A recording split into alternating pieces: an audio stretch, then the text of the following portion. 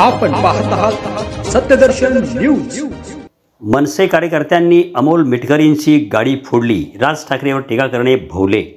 राष्ट्रवादी काँग्रेस अजित पवार गटाचे प्रवक्ते अमोल मिटकरी यांच्या विरोधात मनसे आक्रमक झाल्याचं पाहायला मिळत आहे। अमोल मिटकरी यांची गाडी मनसे कार्यकर्त्यांनी फोडल्याची माहिती मिळत आहे। दरम्यान अमोल मिटकरींनी राज ठाकरे यांच्यावर टीका करताना म्हणाले होते की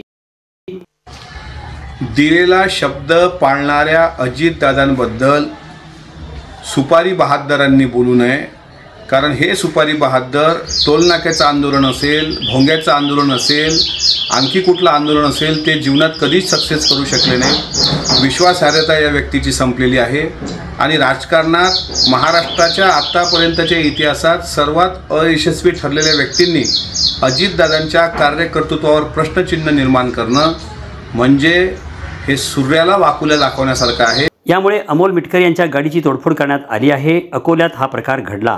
राज ठाकरे यांच्या विषयीच्या टिप्पणीमुळे संतप्त झालेल्या मनसैनिकांनी अमोल मिटकरी यांच्यावर हल्ला करण्याचा प्रयत्न केला, मात्र हा प्रयत्न यशस्वी झाला नाही।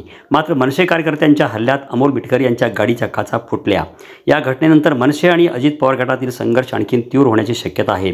अमोल मिटकरी यांची गाडी फोडण्यात आल्यावर ते म्हणाले की आज आता सध्या अकोला शासकीय विश्रामगृह इथे आहे। लोकांच्या समस्या ऐकण्याकरता मी दुपारची 2 वाजताची वेळ ठरवली होती।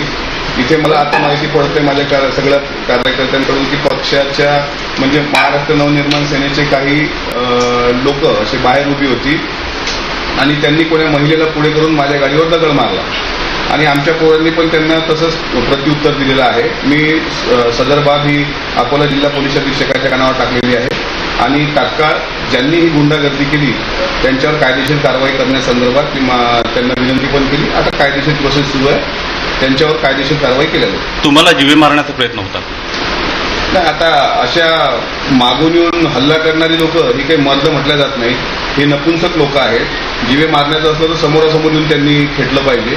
मी माझ्या कामामध्ये बसलेलो आहे इथे शेतकऱ्यांच्या कामासाठी, पण सातत्यानं अशा प्रकारे त्यांनी मी काही चुकीचं बोललो नाही, त्याच्या नेत्याबद्दल बोलल्यानंतर त्यांना एवढा पुरता येत असेल तर त्यांनी समोरासमोर वैचारिक चर्चा करावी। त्याच्यामुळे हल्ला करणं किंवा हे म्हणजे तोडधाड किंवा अशा पद्धतीची गुंडागर्दी महाराष्ट्रात मोगलाई लागलेली नाही, महाराष्ट्रात एक लोकशाही आहे, त्याच्यामुळे मी अशा हल्ल्या पल्ल्याला घाबरत नसतो।